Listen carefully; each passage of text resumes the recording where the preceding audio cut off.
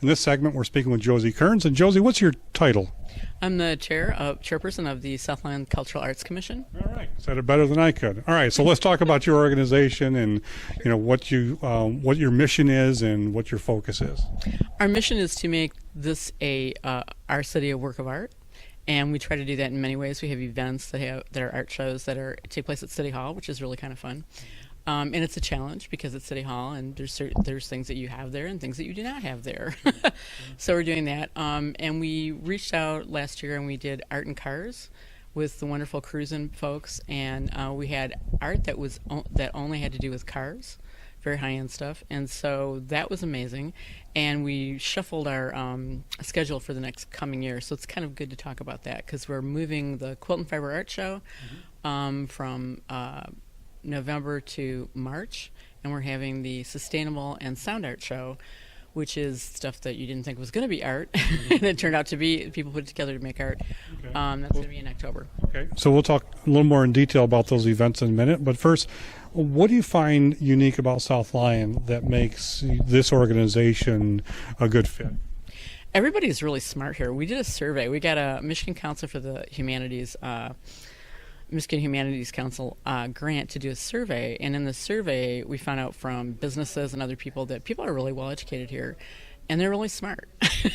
And so it's challenging because we're pretty surprised that it was that good, and so they want high-end things, and it was really fun to be able to try to service that. So it was good. That's good. So let's start talking a little more in detail about your events that are coming up. What's the next big event?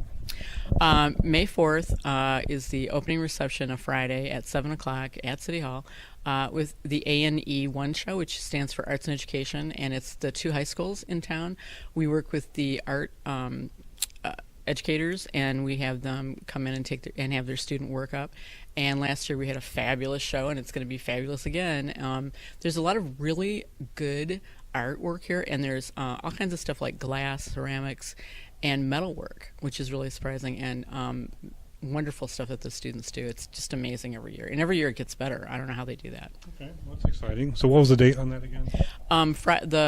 It runs for 2 weeks, but or almost the whole month, but the opening reception where you get to meet the artists and talk to the students and stuff is at 7 o'clock Friday, May 4th. Okay, great. Yeah. And then after that, what's the next event after that? Okay, and then we have in October, we have the Sustainable Art and Sound Art Show, and that's stuff that you didn't think was going to be made of art, but it turns out to be made of art, and it's kind of keeping things out of the landfill and creating art with them. So that's kind of a cool show too.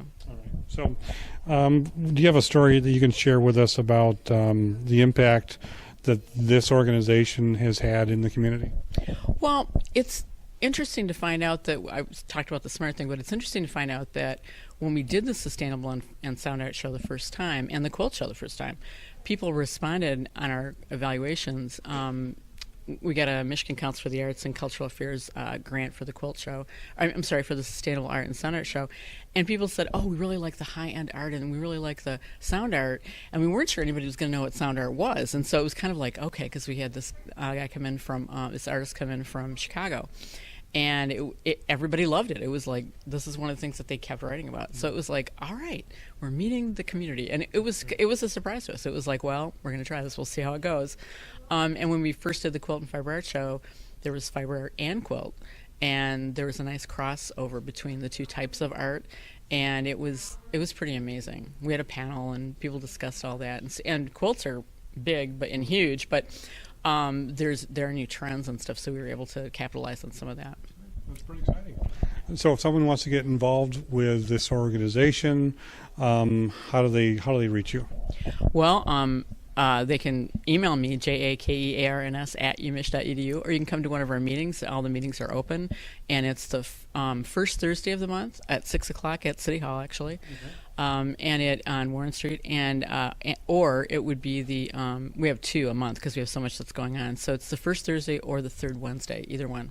Okay. So let's talk about what you'll be doing at Pumpkin Fest this year.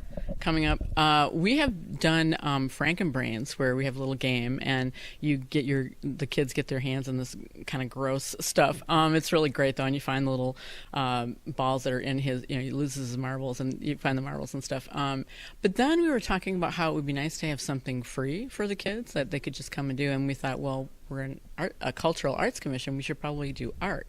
So our new idea is to have kids come and parents come and have them art, do drawings and paint and things like that. So that's what we're setting up for next year, and it would probably be one of the few things the kids could do, and just to hand out literature and talk to people about what we're doing. So that's our shift a little bit, more educate in terms of that, and then and let people know what we're doing, and then also have the kids have an art event, an art experience. So Great. Thank you very yeah, much. you're welcome.